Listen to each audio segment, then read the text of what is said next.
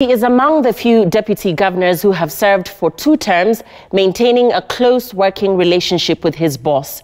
Kisii Deputy Governor Joash Maangi is a man now seen and fronted as Deputy President William Ruto's point man in the Kisii region. Elected on an ODM ticket, he says he does not regret any of his political moves. But inside Tendere, Maangi's modern palatial home is the talk of the rural village. What exactly inspired his journey? Tonight on NEWSMAKERS, 51-year-old Joash Maangi delves into his role as a deputy governor and what next.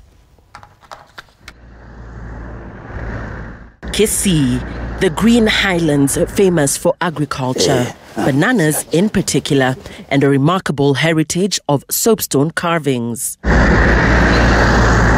Kisii town, the main hub, is a bustling commercial center, a reflection of its growing economy and its 1.2 million inhabitants. At the center of this county is its interesting political climate, and Joash Maangi, the deputy governor, is a significant player. Whoa, I was thirsty. We meet him in his palatial home in Tendere village. It's a 50 million shillings investment.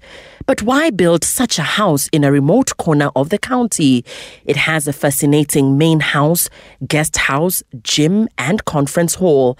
Outdoors is a garden, a swimming pool that is under maintenance, and believe it or not, a personal airstrip.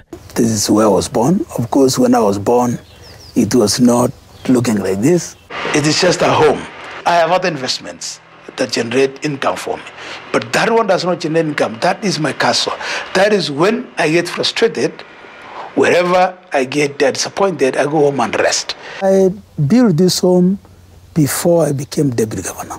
But in America, it was too expensive for me to build a home like this. I do have a home in America. My children still live in America. They study there, a home there.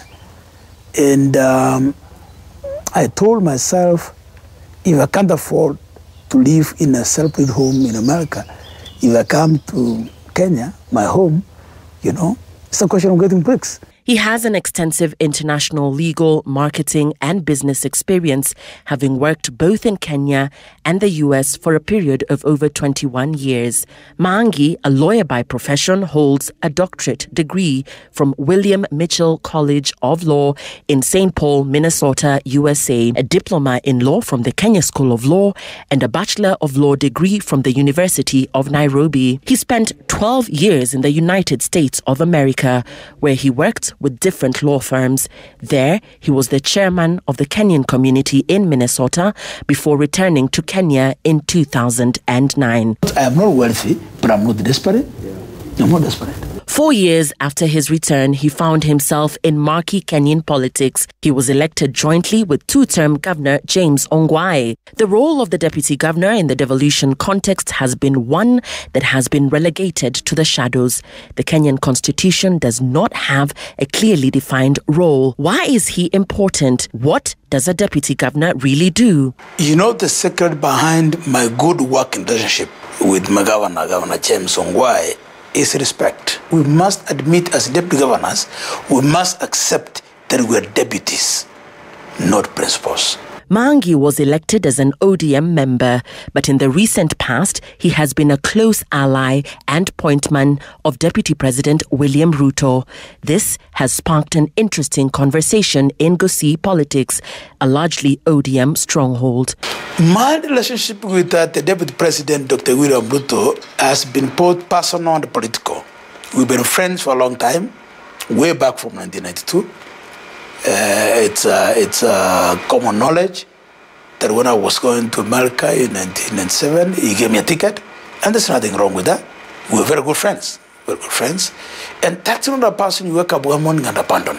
And the big question of his political career, what position will he vie for in 2022? I am definitely going to run for governor in 2022.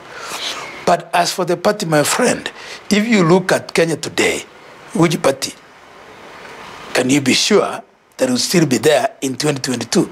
Right now, we have people in Jubilee supporting ODM. We have people in ODM supporting Jubilee. You saw in Kibra. This is the era of handshake. where the handshake reigns supreme. So we don't know which parties will be there in 2022. So we're waiting to see. But you know, politics is local. Besides politics, Maangi is a proud farmer. He runs a greenhouse and rears cattle. As a devout Seventh-day Adventist, the napier grass for his cattle is already freshly cut for his livestock. Saturday, he says, must remain a day of worship. He draws strength from his wife and 2 sons, who are currently living in the United States. Politics may have elevated him, but he says he does not want to leave the people who elected him behind. And that story brings us to